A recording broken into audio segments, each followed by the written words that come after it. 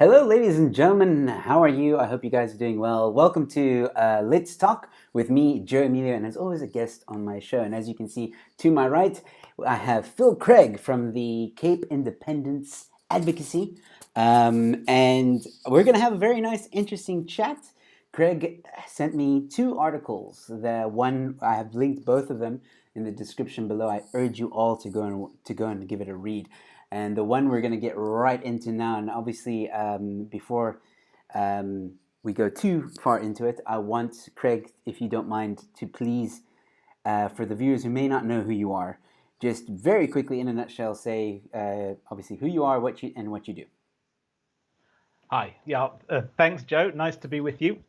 My name's Phil Craig, and I'm a co-founder of the Cape Independence Advocacy Group. And basically, we're an organization that is a political lobby group, and our purpose is to try and bring self-determination or meaningful democracy, whichever way you prefer it, to the people of the Western Cape.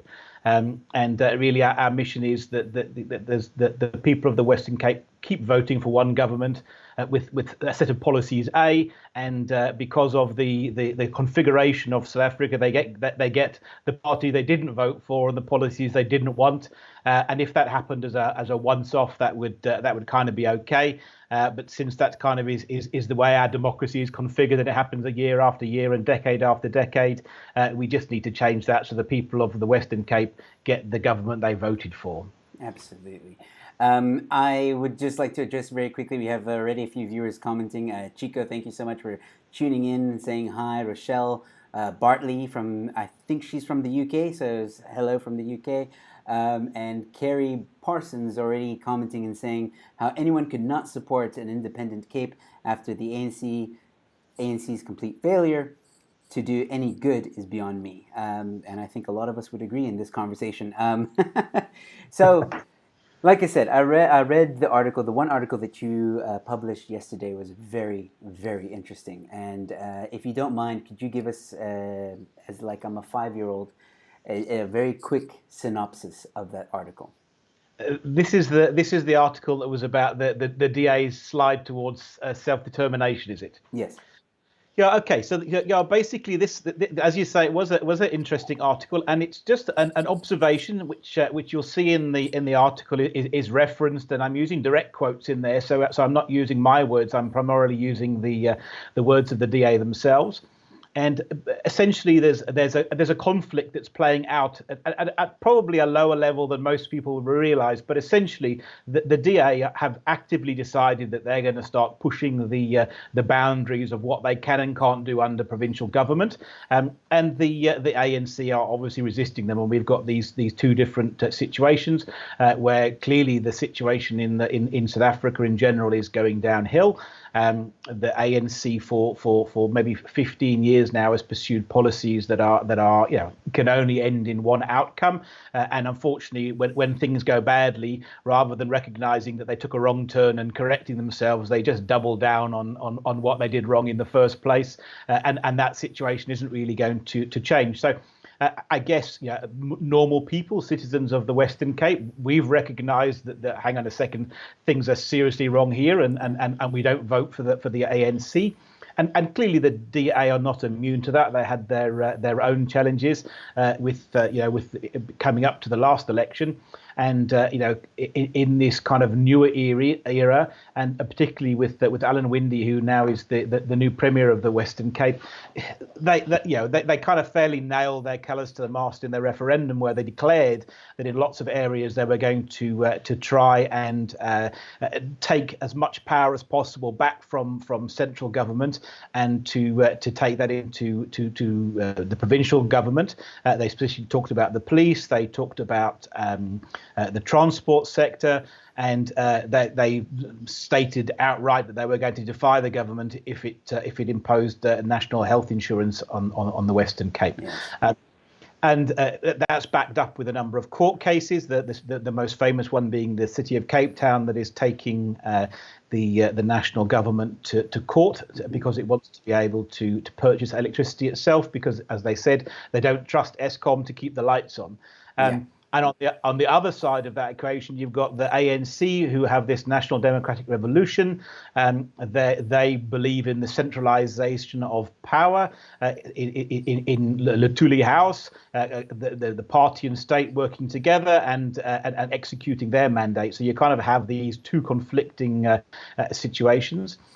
And the DA is just pushing and pushing and pushing. And at this point in time, I don't believe the DA is actively pushing towards secession, but clearly there are people within its ranks. And first of all, last year there was a poll by the Cape Party that showed that 66% of DA supporters favoured a referendum in independence. So that's quite a significant statistic. And then look, we have a lot of political contacts, and we are hearing from all of them actually that within the DA, particularly in the Western Cape, that there is now privately an awful lot of support for secession. So you've got this battleground that's playing out, and I think that the most topical one of that, which I think has been absolutely fantastic for South Africa and for the Western Cape, was the DA defying the education minister, opening the Western Cape schools a week early, and you've got the DA patting themselves on the back for sort of pulling off a bit of a coup d'état. Yeah. And on the other hand, you've got the ANC frothing at the mouth and Panyeti Lesufi saying, look, you know what, this is just atrocious. You can't have the Western Cape going it alone. They're not a federal government. You've got the unions aligned saying, look, you know what, this can't happen. We don't trust the motives. So we've kind of got this battleground between the two. And obviously from people like ourselves who are pushing for independence, this is fantastic because ultimately the DA are the key to getting independence, to achieve independence. 50% plus one of the Western Cape citizens need to vote in favour of creating our own country. The DA have got 55% of the vote. Before their issues in the last parliament, they had 59% of the vote. A lot of the votes that they lost to the Freedom Front. So if you put the Freedom Front and the DA together, between the two of them, they still got 58% of the vote. You need 50% plus one of the vote, so let's call it 50%.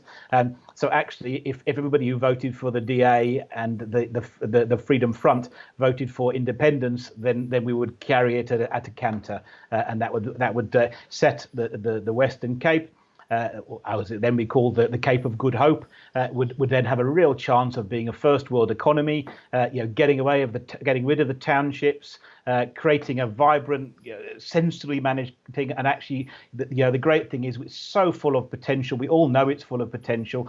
Right now, we're fighting over the scraps because we're put in a situation where there aren't enough resources to go around, and inevitably then people turn on each other. But if we can get independence, if we can create a first world nation on the tip of Africa, which is there for the begging, and people are out of shacks and living in nice houses with a car and a garden and a dog, we're going to be neighbours, we're going to be friends, and actually we can build the country that was supposed to happen in '94 but never did.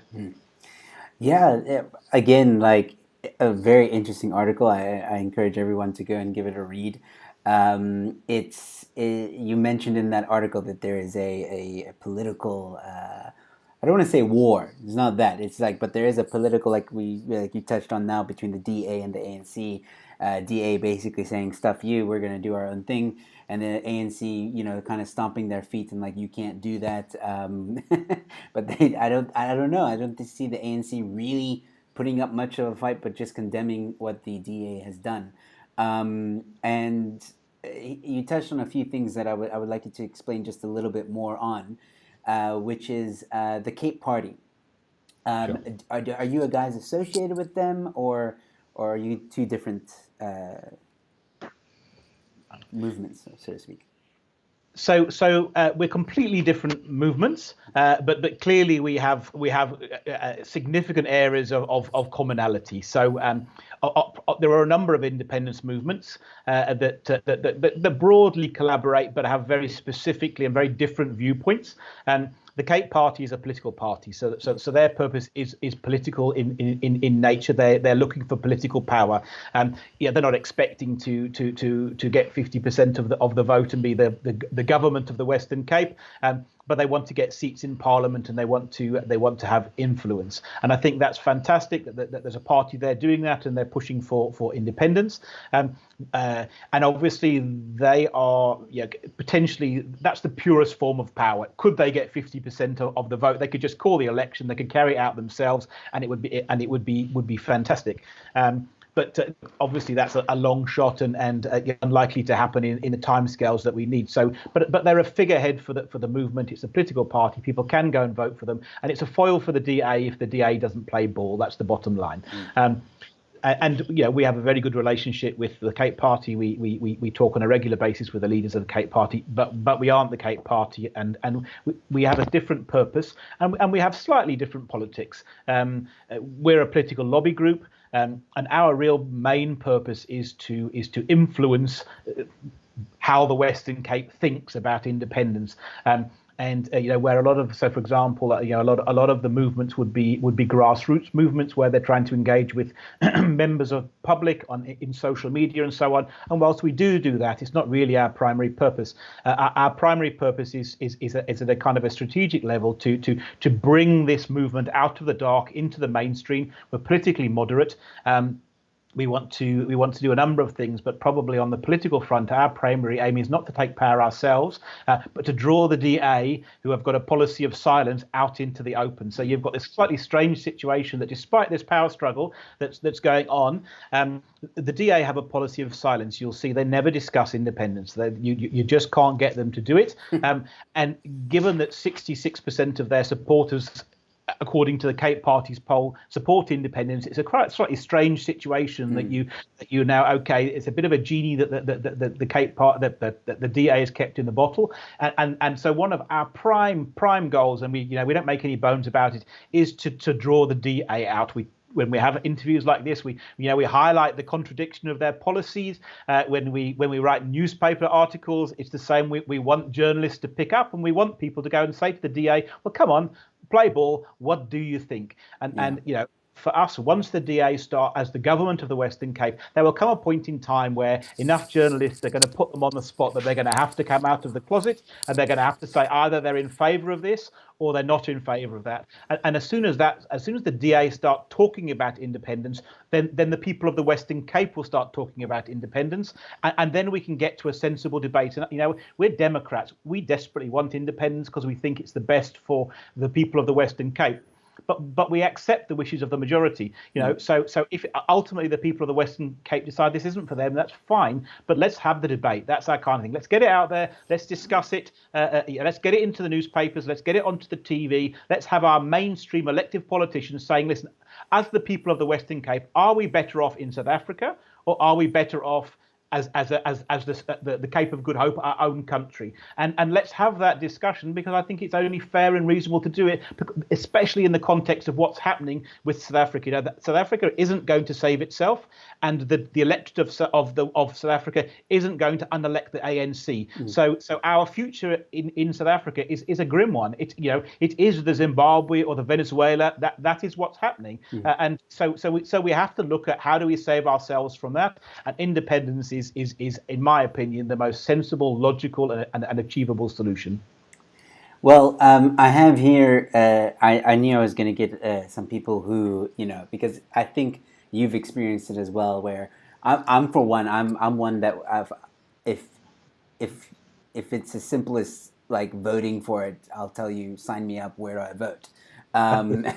Like, I am fully in support of this, and I'm getting some comments now that are saying that they also in support of this. Explorer, thank you so much for tuning in. But there are some people that, I wouldn't say that they're naysayers. I just think that it's hard for them to believe that it's possible. And for example, Chico says here, how likely is it to have an independent Cape? Since national government has the ultimate power, breaking away from that would be a complex process. What's your comment on that? So look, a great question. Thanks, Chico. And I think these are the questions that we have to have. They're the discussion. So it's great to be able to give the answers. Yes, it's a complex process, but let's just sometimes we overcomplicate it. So the easiest way to think of it is we're in a failed marriage. And we're in a failed marriage where let's say we're the lady, we're the bride, and we've got an abusive husband that we're in the relationship with. So it's a slightly strange situation. What the abusive husband wants is up to him. We have got power. The bride has got power. She can take control of herself, and she can leave that relationship. And it doesn't really matter what the abusive husband wants, because it's not his say. And perhaps you can say this an oversimplification, and perhaps to a certain extent it is, but it isn't much more complicated than that. Under international law, if the people of the Western Cape want to leave South Africa, they can. And as much as people in South Africa scream about it and say it's not the case, the bottom line is it is the case. The South Africa doesn't have a say. We would politically, of course, we want to have relations with South Africa. So come to the point where we're into negotiations. It's far better to negotiate a sensible divorce, in much the same way as if two partners break up. You don't go straight to the court and fight over the assets. You try and reach agreement first. But the bottom line is you're leaving anyway. And actually, there's a quote here that I've used before, but I think perhaps it's relevant for this. And this is a guy called Thomas Frank, who unfortunately now is dead. But he was an international expert in international law. He was a professor. He helped draft the Zimbabwean constitution. He helped draft the Tanzanian constitution. He was a German guy, actually, who lived in New York. And the Canadian government is wrestling with Quebec, who was talking about federal autonomy and independence. So they actually commissioned from him. So they went and they asked for a legal opinion on what is the legal situation for secession. And I'm going to quote what he said to the Canadian government, who asked him. And you can look this up. It cannot seriously be argued today that international law prohibits secession. It cannot seriously be denied that international law permits secession. There is a privilege of secession recognized in international law, and the law imposes no duty on any people not to secede. In other words, it doesn't matter what South Africa wants. Ultimately, if we want to leave, we have the right to leave, because we are a people. The population of the Western Cape is a people, and defined under international law. The Western Cape is a territory, and the people in the territory don't have to be part of South Africa if they don't want to. Okay, so let's chat a bit about what exactly is the process, because like we discussed, we touched on it. Obviously, it's a very complex process. Sure. But if you can simplify it and put it in a nutshell, are there specific steps to get to secession, specifically for South Africa? Like, what would be the way to do it in South Africa? Okay, so lots of people. So first of all, let's have a proviso. I'm not an international lawyer. But I've read lots of opinions. So if there's a lawyer out there that wants to come on and give their 10 cents worth, then fantastic. But let's simplify it again. There isn't any defining international law around. There's hundreds of precedents that have built up over time. So effectively, secession is a playground fight that the teacher comes in after not seeing the start and tries to work what the hell went on and picks out a solution. So there's a kind of a logical process to it. So and in the other article that you've linked, you'll see the path to secession. I've used examples of countries who've kind of resolved these issues at the various stages in the process. So if we look at the first step in the process, and again, let's relate back to the divorce, because I think it's a good way to look at it. So first of all, the wife decides she wants to leave the husband, so she goes to the husband and she sits down with him over a glass of wine in the evening, and she says, "Look, you know what? Things aren't really working out between us. To be honest, I've decided to leave. Look, let's be adult about this. We've got children to sort out. We've got a house. We've got a joint bank account. So can we just kind of make a plan? I don't want to be here. Let's make this as amicable as possible." And that would be your absolute ideal route, that the people of the Western Cape have a referendum. We decide that we don't want to be part of South Africa. We sit down with the South African government and say, "Look, guys, you know what? It was nice while it lasted, but the love is gone. We now want to move out. How are we going to do this? Look, what's our share of the national debt? what share of the assets are we taking with us? When are we going? When am I going to move out? And we agree the housekeeping afterwards. And look, so examples of countries where that happened is, although it wasn't a successful secession in that the people voted no, is Scotland is the perfect example. Scotland started to talk about independence. There was no constitutional right for the Scottish people to have independence. But the UK government recognised that there was a groundswell of opinion. They agreed to hold a referendum. They had the referendum, and it was just basically understood if the Scots vote leave, then they're going to leave the UK. If the Scots vote stay, they're going to stay in the UK, and whatever the outcome is, it's going to be decided. So that was the perfect example of a really good secession. Or potential secession, as it happened in that case. The Scots voted no. 44.7% voted to leave, so that they never left. But I mean, that would be the ideal scenario, and I wouldn't rule that out with South Africa. For all the bluff and bluster, I think ultimately, there's a good chance that South Africa could be concluded on that basis. If so, that would be the first starting point. If then you go to South Africa and say, guys, listen, we want to leave, and they say, look, not a chance. At the end of the day, we're all part of one country, and whatever the stories come, which a lot of people say they would. I'm not entirely convinced, but let's assume that's the case. I think most people think that's the way they'll respond. So then we're faced to this situation. So we would ask. So let's say in that story we go and we ask South Africa for a referendum, and South Africa says no chance. We're not going to give you a referendum. Then you move on to the next step in the process, and that is we don't actually need South Africa's permission. So in our divorce situation, just because the husband says to the wife, "You're not leaving," doesn't mean that the wife can't leave. It just means the husband said, "You're not leaving," and it's exactly the same in secession. So now the Western Cape will say, "Okay, look, you know what? We asked you for a referendum. But it's okay. You're not going to work with us. So now we've got to work on our own. So now basically we just leave, and there we make a unilateral declaration of independence. So we just tell South Africa that we are an independent country. And again, so let's look to some kind of international law. This case was exactly heard. So when Kosovo wanted to leave Serbia, Kosovo made a unilateral declaration of independence. Serbia didn't want them to leave, and actually the two sides, given all of the conflict that had gone on in the previous few years, decided they would approach the International Court of Justice in The Hague and ask for an advisory opinion, which is what they did. So in 2010, the International Court of Justice offered an advice note. It wasn't a judgment because they were asked for advice rather than a case. There is no prohibition on the declaration of independence in international law. So we're perfectly entitled to make that thing. So now all of a sudden, now we've got a unpleasant divorce. The abusive husband wants us to stay. We're the wife and we want to leave. We've told the husband we're leaving. So now what happens?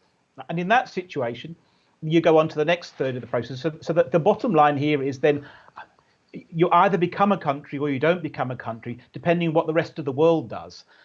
Because if the rest of the world starts treating you as a country, you are a country. If the rest of the world just carries on ignoring the fact that you've declared independence, you're not a country. So again, let's look at some examples of that. Bangladesh wanted to split from Pakistan. Pakistan didn't want them to leave, and Bangladesh made a unilateral declaration of independence and said, look, you know what, doesn't matter what you want, we're leaving. And India came along and said, we support Bangladesh, we recognize Bangladesh, and it started dealing with the Bangladeshis as their own government. And then Bangladesh became a country because now they had recognition of the outside world. More and more countries came on board, and what Pakistan wanted was rendered irrelevant. More or less around the same time, Biafra made a unilateral declaration of independence from Nigeria. But actually, nobody supported Biafra. That everybody just carried on dealing with Nigeria, and Biafra never became anything. So there's the kind of thing. We'll first of all we'll negotiate and try and get a referendum. in the event they won't give us a referendum, then we can make a unilateral declaration of independence, providing, and I must say providing, that the democratic wishes of the people are what's absolutely critical to this. You can't go and make a UDI, as it's called. If you've got 25% of the vote, you have to have the majority. Otherwise, nobody's going to take you seriously. But if we were to make a UDI, I'm virtually certain that the three countries that for sure would recognise an independent Cape, the two biggest trading partners of the Western Cape, both have historical ties with the region, and that is the UK and the Netherlands, and then the US. And I think all three of those would be pretty well sure bets to recognise an independent Cape in the event that we had 50% plus one. Yeah, well, you mentioned earlier that there is a 50% plus one, sort of. Correct? Yeah, well, okay. No, there isn't. The people have voted against the ANC, so they voted for the DA, and they voted. So voting for the DA and voting for independence aren't the same thing. Yeah. So what we say is we know that 58% or 60% of the Western Cape have rejected the ANC and what it stands for. Whether they're willing to vote for a permanent divorce remains to be seen. I really hope they do, but the honest answer is we won't know until we've had the referendum. That's what the referendum is for. We'll do some polling, obviously. Yeah, but you did mention that. You did mention that 66% of the 50 odd percent that support the DA. So, if I'm wording this correctly, I did make a note of it. Let me just go to my notes very quickly. So where is it? Yeah, so 69% of the votes cast for the DA nationally came to the outside of the province, blah, blah, blah. Cape poll suggested that 66% of DA voters in the Western Cape supported a referendum on independence. So 66% of the DA voters. Sure. So that poll was in. So yeah. So let's not. Because I wouldn't want to mislead anybody. Yes. At the time that poll was made, which was 2019, if you assumed that 66% of DA voters, so at that point in time, the DA had 59% of the vote, and 66% of that 59% said they would favour a referendum on independence. So if you throw those numbers into a spreadsheet with the other parties, then at that time, which I think was March 2019. In the run up to the last election, then you would come up with a number that about 43% of Cape citizens probably supported independence. So I think probably at last year we didn't have 50% plus one. I think we were quite close to 50% plus one. And that is one of the reasons to try and get the independence into the headlines so that people can have the discussion. Yes. And people can make it. And just again to give context, because I think the international context helps people understand how these things normally go.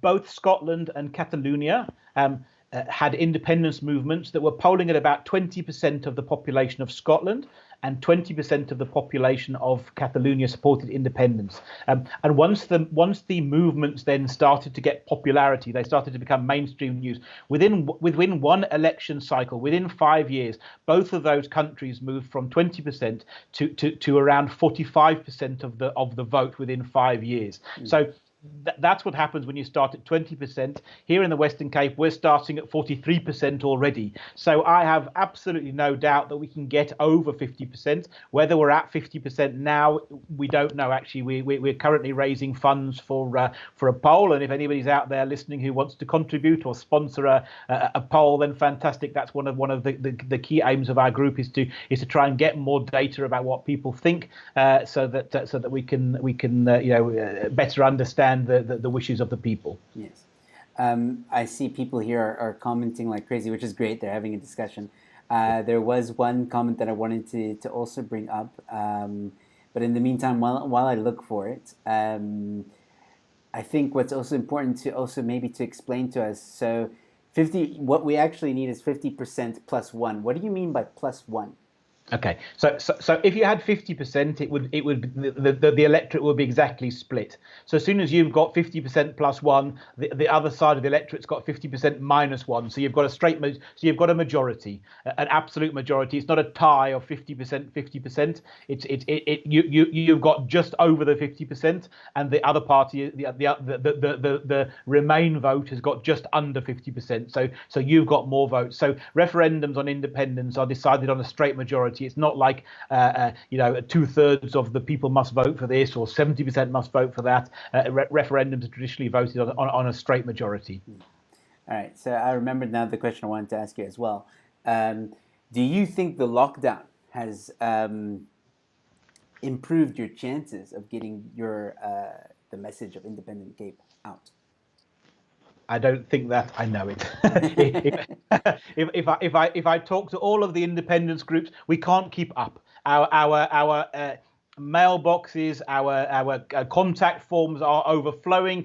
We've all got bags under our eyes because we can't keep up with it. Because I think lockdown, it's like everything. When you're just going merrily along, then kind of independence seems kind of a bit extreme. It's not really that bad, and okay, well, look, the ANC haven't really bothered us, and somehow the big threats are off in the future: expropriation without compensation. But is that really going to affect me? National health insurance, well, it kind of hasn't been gazetted yet. So you've got all of these things that aren't affecting you. Now all of a sudden, lockdown, it's affecting you. It's happening to you now. Your business is in trouble. You've got a curfew. You've got this. Whether you support the lockdown or not, and I accept there was a fair debate over that, and just the sheer insanity around it. The for want of a better expression, look, I've always felt with the ANC that the lunatics are running the asylum, but I think lockdown has removed any doubt. The quality of decision making has just been shocking beyond belief, and these are the people that are in charge of our future. And I think all of a sudden people now feel it now. It's not some random thing that might happen in the future. It's not happening to somebody else. It's happening to you. It's happening to you in your home today. Yes. And all of a sudden people have woken up to shit. Excuse my language. And but the future is not looking great, and it's here, and this is the problem. And I think people instantly kind of not necessarily everybody's making that leap to independence, but I think people are realizing how tenuous our future is with the ANC. We understand just how quickly, when you start to hear these things about let the economy crash, this is the perfect opportunity to change the economy. And even if you happen to be a racial nationalist and you really don't give a stuff about white people, because white people only make up 16% of the population of the Western Cape, what about all of the people of other races who are working for those businesses? It's just sheer insanity. And if so yes, lockdown has absolutely helped us, and all these things are great because it's bringing ultimately independence started as quite an extreme movement. The first person that says let's have Cape independence is seen as someone who's a little bit crazy and a little bit left of centre, and But it's now definitely becoming a mainstream topic, and to the point, as I say, we now know that in the Western Cape, that the DAMPs and members of the leadership privately now support this. This is no longer an extreme thing that only the crazy support. This is now a mainstream thing, and this debate is coming. And whether we win the referendum or lose the referendum, at some point we're going to have one. And we're going to have one quite quickly, I think. I hope it's tomorrow. Here's another. I think would the ruling of the lockdown being illegal, does that help your fight in Cape Independence? So I don't think any of the judgments actually directly help us, because they're not directly related to us. I think it's more about sentiment, isn't it? The key. Well, look, there are the purists.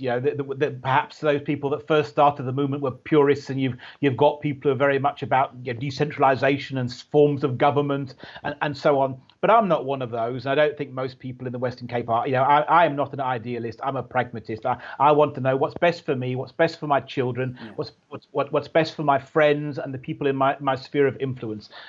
and whatever was best, that I could kind of live with. So that's kind of what drives independence. So it's the sentiment, it's the realization that, hang on a second, things are going downhill, and they're going downhill fast, and I need to do something that helps us, rather than a court judgment. Of course, anything that just shows further light on just how inept the South African government is, and how we don't want to be with them, is helpful, but only in a kind of a sort of tangential way. Yeah. I think I have someone here from, I don't know if you ever heard of the Divided Party.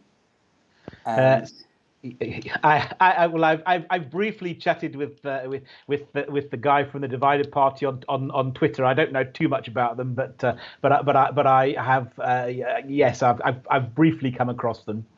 he's in the chats. I'm just going to read a few things he said here. The electoral court forced Divided Party, a new political party, to change its constitution during 2018 by removing the word states. I don't know exactly what he's talking about there, but he seems to be chatting to some of the people in there. Yeah, I was just wondering if you knew. Uh, yeah, he's doing some self promotion. That's fine. There's so many parties now in South Africa. I can barely keep up. But it seems like they are supporting the. He says here, all people who want self determination (SD) are welcome in DIP. Don't know what the DIP stands for. We need more than 50% of the votes for SD in a national democratic election, which is what you said as well. Plus one. Well, he wants something slightly different. So I remember this. So effectively, the discussion I had with him was if all of the people wanting independence or self determination banded together, then they'd all be stronger. But he's in a situation where he's sitting not in the Western Cape with a tiny following, and effectively from my point of view, look, I wish him well, because I wish everybody who wants self determination, it's a human right, and actually if the Zulus want self determination, go for it. If Limpopo wants to be an autonomous region, go for it. I think it's a good system, but it's not our fight. So that was the kind of discussion I had. If he kind of wanted to saddle his party onto our cause, where ultimately from our point of view we don't need to be part of that. I wish him well. We live in the Cape. We're after Cape independence. Yeah. They will be a benefit to South Africa, but we're not here to fight anybody else's battle. We don't expect them to fight ours. We're here for Cape independence. Yes. Well, I think that's true. I mean, like, we're talking about the Cape, so it's only fair that, obviously if someone else in another province wants to break away, then they have to fight their own fight, because they will also have. I think the Western Cape on its own has different cultures to the rest of South Africa, much like another province like Eastern Cape would have a slightly different culture to the rest of South Africa. So yeah, and Explorer says, well said, Phil, and it's perfect. So Divided Party, it's good to know about you, and I'll definitely check you out. And if you want to come on the show, I'm more than happy to have you. I'm always willing to talk about these kind of things, which is why I have Phil with me now. And look, I stay in the Western Cape, so I am definitely supporting you guys in this fight, as well as the Cape Party Independence. So I think another thing that was raised here earlier was this notion, and it's very strong with people, because Chico said it here just a few moments ago. He said that SA, here it is, SA has a history that shows that any decision that is made that goes against the large group of people, there's generally consequences. And I think maybe that's why people, when they see Cape independence, I would say that maybe it's not about crazy, but more like they're scared to jump onto that bandwagon because of what the people in power might actually do. What do you think? Sure. No, look, and I think there are two different things, so I think there are. there are the cynics, and look, they're in abundance. And for me, I probably got less time for the cynics. I kind of think, you know what, get out there, investigate, form an opinion. I'd almost rather somebody said, I don't agree with you. I think I've looked into it. It's a really bad idea, and this is why I think it's a bad idea. I kind of respect that. That somebody's got a considered opinion. Somebody goes, you know what, it'll never happen, and they haven't investigated anything, and they throw out a couple of the lame answers that I've seen somewhere without ever really investigating. So for example, a classic one, people say, the Western Cape just isn't financially viable. Without I've heard that one understanding. too, yeah. Yeah, the Western Cape subsidises with Gauteng the rest of South Africa, and we pay in 13.9% of the GDP, and we get 10.1% of the national budget allocated to provinces back. So we'd be 38% better off overnight if we left. So that would be the classic sort of comment where I kind of think, you know what, actually get an opinion. Or stay out of the fight, but things. So that's the one side. People who genuinely fear violence, let's call it that it's going to be civil war. Yeah, and then I kind of have a look. I absolutely don't think this thing is heading towards civil war. I definitely don't want a civil war. I would rather not secede than have civil war. I've got a family. At the end of the day, and I don't want to get my family killed or anybody else's killed. Yeah, this is politics and it's not a thing. So, but if people have a genuine fear of that, then fair enough. I think it's reasonable to raise that. So let's look at those options. Will there be civil war? No, there won't be civil war. We haven't got an army. Who are they going to fight? Let's take this doomsday scenario that some people choose to mention. You declare independence, and the South African government now sends an army down to quell the people of the Cape. Well, quell who? There isn't an army. It's not like we're going to stand and fight them. What are they going to do? Go door to door and round people up who are watching Oprah on TV? It's all that's going to happen in that situation is we won't have independence. There's going to be an army on the street at that point in time, but in the act of doing that, so there'll be no. It's fine. Yeah, at that point in time, the South African government will be able to stop us having independence because they'll now impose martial law and put soldiers on the street, and we won't fight them. But that is already the end. That is already the end. At the point in time where a country that's supposed to be a democracy, that's fought for 100 years against minority rule with the rest of the world behind it, now basically prevents the majority having their wishes by sending the military over. We don't need to fight them. We just need to go home and wait, because at that point in time, it's all over for South Africa. And the ANC, for all I think, they aren't that stupid.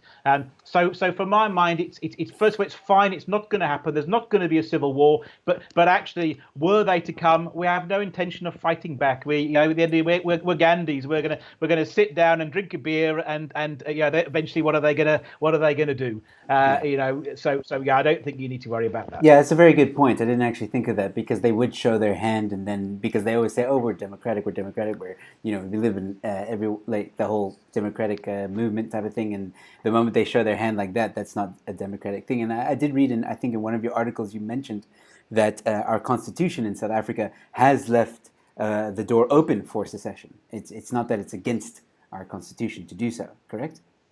Yeah, correct. So look, so I don't. A lot of the independence movements function on Section 235 of the Constitution, which basically is the section on self-determination, which grants the right of self-determination to peoples in South Africa. It's actually and I think the term, I didn't use the word open. I think I used the word ajar. Yeah, ajar. Sorry. Because it's a blurry phrase. So what's more, it's more specific in terms of what it doesn't do. So I think it's a bit of a cop out. It's a legacy from the negotiations with the Afrikaners in the run up to '94, and it was kind of a placating cause, and you can read it lots of different ways. So I wouldn't want to be relying on that clause for independence. But actually, where it becomes useful is what it clearly does is it clearly outlines that self-determination was in principle that when the Constitution was drafted, that it was envisaged that people could want self-determination and get it. Although it doesn't really prescribe the form, and there probably are get out of jail cards for the South African government. So I suspect that they probably could defend that clause in court had they wanted to. But what they can't say, like in the Spanish Constitution, which absolutely outlaws secession, you can't say secession's illegal in South Africa. And in fact, in 2010, the National Prosecuting Authority made a declaration that secession is a political and not a civil matter. So there's no issue around the law from there. And I think, as I've said, frankly, we're not going to be fighting about secession in a court of law with the South African government. We're either going to negotiate with them sensibly, and if we can't negotiate with them, we're going to end up making a unilateral declaration of independence. You know, we're not going to end up fighting a losing battle in a rigged game in a South African court over secession. That's not where this is going to end up. So I just want to mention something funny now. In the new country, let's elect Joe as Minister of Funny Affairs, because obviously I'm a comedian, so I would do it. Why not? I'll be a jester. Why not? Do it now anyway. Tristan says it's a catch-22. Tristan, can you elaborate on that, what you meant there? What do you think of this comment? Chico again says there are too many loopholes in our constitution, and with the number of constitutional issues with national government, it seems that using the constitution would be a mute argument. Sure. Yeah, and I think we just discussed that. Secession doesn't rely on the South African Constitution. You know, at the end of the day, it's and parts of it are helpful and parts of it are not helpful. I'd much rather have the South African Constitution than other countries' constitution for this. It does sort of give a nod towards self-determination. So at least there's a spirit of self-determination in there. But we're not going to be relying on the South African law for let's go back to the divorce scenario. They're the abusive husband. It isn't their choice if we, the wife, leave. Yes. All right. So moving forward now, what is the next steps? Where are you now, and you've explained what the steps are. I get that, but where are you now, right now? What do you need? If you were to tell people, if someone asks now, okay, Phil, I want to know what you need right now to make this happen as quickly as possible, how would you answer that? So look, I guess we need two things. The first thing is that we need people to get out there and to get this into the mainstream. We have a strategy for doing that, and we will absolutely be pushing that. And our strategy we've got 4 strings to our strategy, and I'll tell you what they are. The first one is that we want to increase the visibility of the symbols of independence. So we're just currently, as we speak, finalising agreement on a I'm going to call it a flag. You know, obviously the country will decide its own flag in the end, but for now a flag that we can all rally around. So all of the independence groups have got the same flag, and we're about to have a car mirror sock campaign where we're going to have car mirror socks made up in the new flag, and you'll start seeing those. Maybe in the next 6 to 8 weeks, you'll start seeing cars driving around the Western Cape with flags on them that you didn't really recognise, and that's the first rumblings of the movement taking to the streets. And actually, go buy some socks. Get them on your car, and actually people will start to see it's happening. You'll see other people. There's somebody who supports independence. There's somebody. So that's our first string, to create visibility, and there'll be other branding stuff that comes along after that. The second thing that we do is that we support other parties and individuals who are campaigning for independence, providing they're morally acceptable. So the Cape Party, Cape Exit, the ULA. We'll collaborate with them. We will say to people, listen, support these organisations. We'll try and give them publicity, because they're fighting, although perhaps sometimes slightly different versions of what we want. Essentially, we're rallying for the same cause. We can argue over the details at the end. For now, let's get people that are on board for independence. The third thing is PR and media. So the articles that you're reading, that's us. That's trying to get this into the mainstream news, so that when you open a newspaper, you start to see things about independence. So it starts to become front of mind. It starts to become a dinner table conversation. And the fourth one, and probably the most critical one for us, is political influence, influencing the position of political parties. And that most specifically means the DA, drawing the DA into the fight. Because once the DA come into the fight, it's a game changer. Look, let's imagine an ideal scenario. I think this is probably unlikely, but if I go and dream my perfect independence dream tonight, I fall asleep and I'll see Helen Zill climbing out of her car tomorrow morning and say, "Listen, guys, I'm just going to tell you all, it's never going to work with the ANC. I've suddenly decided that I support independence. The DA are going to come with me, and now we're going to campaign on a ticket for independence."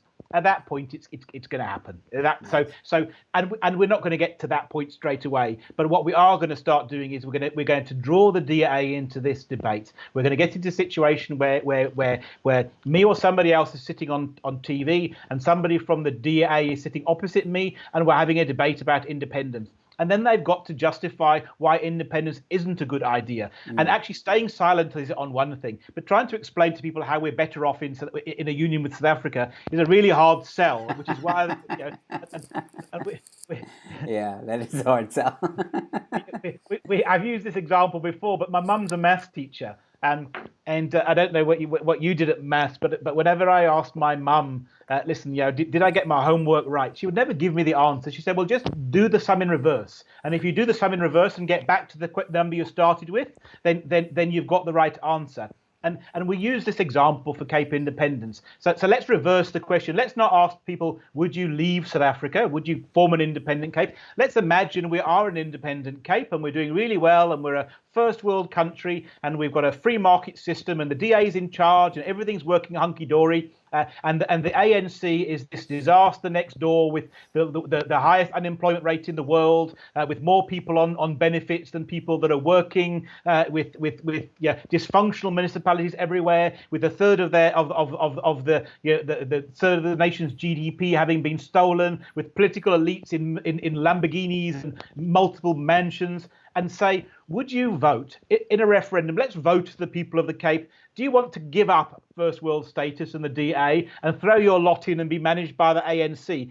And look, what number of people, what percentage would possibly vote to go and join South Africa and be governed by the ANC? So let's reverse the question. The answer's obvious. A lot of people may not have got there yet, but the answer's obvious. If you want a future for yourself, if you want a future for your children, if you finally want to move beyond race, if you want us to move forward, independence is the answer. There is no future under the ANC. And people, we talk about, listen, are the ANC going to come under 60%? Don't forget that when people talk about the ANC 60%, they're talking about the ANC 60%, including the people of the Western Cape. If you remove the Western Cape voters from the South African, it's much nearer 70% of South Africa that is voting for the ANC. That is a scary prospect that if they can be this bad and 70% of people still think they're a good idea, how old do you think you're going to be before South Africa wakes up and decides that the ANC is a bad idea? But I also know that in the last election, only just over 10% of the South African population voted, or was it 10% of the people that were registered voted? Basically, the majority of South Africa didn't vote in the last election, which also goes to show you that the people, they just don't really support the idea of government. They don't trust it because they don't want to vote for the ANC, but in the same respect, they don't want to vote for any political party at the moment. And I think the South African people have made that very clear in the last election that they don't really trust any of the parties. I don't know if you would agree with that. Yeah, look. I think the 10% is too low, and I tend to focus a lot of my stuff on the Western Cape. So you must forgive me. I don't know the numbers for South Africa. I can tell you that about 2 million people, just over 2 million people, voted in the Western Cape. The population of the Western Cape is 6 million, plus minus, and about 35% of the population is under the age of 18. So broadly, 1 in 2 voted in the Western Cape, which is not good. That's not good. We need. I think one of the things that the lockdown has definitely done is going to do is encourage people to vote. I'll be honest, I didn't vote in the last election. I regret that I didn't, and I'm definitely going to vote in the next election for sure. I just want to go to Renee here, who says, Phil, do you think the government is aware of this slow groundswell of support for secession, or are they just ignoring it? When you say the government, you're talking about the ANC. Well, yeah. ANC. So yeah, look, for sure they're aware of it. I think, it's moving quite quickly now. Yeah, it's a good question. It's a good question because I focus so much on I don't really see the ANC as being fundamental to our future. That's the funny thing. So when I think of the government, I don't think of us negotiating with the ANC. We ultimately will have to. I think of the Western Cape government, and I know for a fact that the Western Cape government is very aware of the independence movement, and I know that within that government discussions are going on around about independence. So definitely at a Western Cape level, at a national level, for sure. I probably think they're less aware of it at this point of time. As the government, they're not particularly aware of an awful lot of things. With at the risk of overusing a pun, I'm sure when Cyril Ramaphosa finds out that the Western Cape wants to secede, he'll be very shocked. Possibly, yes. Okay, so I got a question here. I think Renarchi tuned in a bit late. I'm not sure, but he says, "Is the Western Cape the only province that can call for a referendum? If, say, the majority of people in Northern Cape want to make this happen for them, would it be at all possible?" In a very brief answer, what would you say? Yes. Yes. Yeah. So basically, it's an international self-determination is an international human right that secedes local law. It's under international law, so any country can secede. Yeah. And look, interesting enough, parts of the Western Cape and the Eastern Cape will probably end up coming into the Western Cape if the Western Cape secedes. Not necessarily initially, but along the borders. Yeah, the southern half of the Northern Cape votes DA, and the western portion of the Eastern Cape votes DA. So people are living along the border. Well, once becomes a new country, I am sure will be campaigning to be included in this country and not South Africa. Does it help if a separate province, so let's say for example KZN gets to secede first? Does it help Western Cape to secede even faster, or help its case at all? Well, I think it probably would be. I think it would be beneficial in that the government would be fighting on two fronts, and clearly the publicity and stuff would be great. So I don't think it fundamentally changes our case, because our case is what the majority want. If the majority want it, we can get independence by hook or by crook, and if the majority don't want it, there's no real way we can ever get independence. That's the bottom line, But of course, if somebody else is also pushing for the same thing, it would be helpful. All right. So basically, all you need right now is just big support. So the more people talk about it, the more people share your information, read about what you do, and spread the message of the Independent Cape. That's what you guys are focusing on right now, is basically growing the numbers. Correct? Absolutely, and obviously, any of these things. Then without being crass, money is always important. So if there are people that want to support, then we will shortly be having on our website an opportunity to sort of pay 50 Rand a month in, or 100 Rand a month for stuff. And the reason that we particularly want money would be for things like polling, so that we can go and get the data, because polling is quite critical to our mission. We will use that polling to understand where we are, but we'll also use that data to prove what the people want. So at the point that we have two polls 3 months apart, say, that show the majority want independence, that becomes our smoking gun. That is the silver bullet, because we now can take that. We can take it to the ANC government and demand a referendum. We'd actually take it to the DA government, and they must demand the referendum on our behalf. And then if we're denied that, we can then take that to the international community and say, listen, this is what we want, and they're denying it. So we've got independent proof. So polling is really quite critical to us. Look, and the other organisations are getting mandates. Cape Exit and the UAL ask people to fill out mandates, which is great, and that also would help. But from our point of view, polling is the critical thing. Well, we're almost at the end of the hour, and I do have a show at 10 p.m. that I have to prep for. So I'll leave it at that. Phil, thank you so much for your time and for chatting with me. It's been really interesting, and you've given me hope, and I hope that you've given anybody else that's watching and will watch in the future, I hope you've given them hope as well. So I think at the moment, like I just said, it is super important for us to talk about Cape independence, talk about the movement itself, and just get people directed to your website. So as I mentioned before, ladies and gentlemen, 2 articles. One, remind me again, sorry, the title of the one about the DA. So the DA, the DA's slow march to self-determination in the Western Cape. Yeah, and the other one is the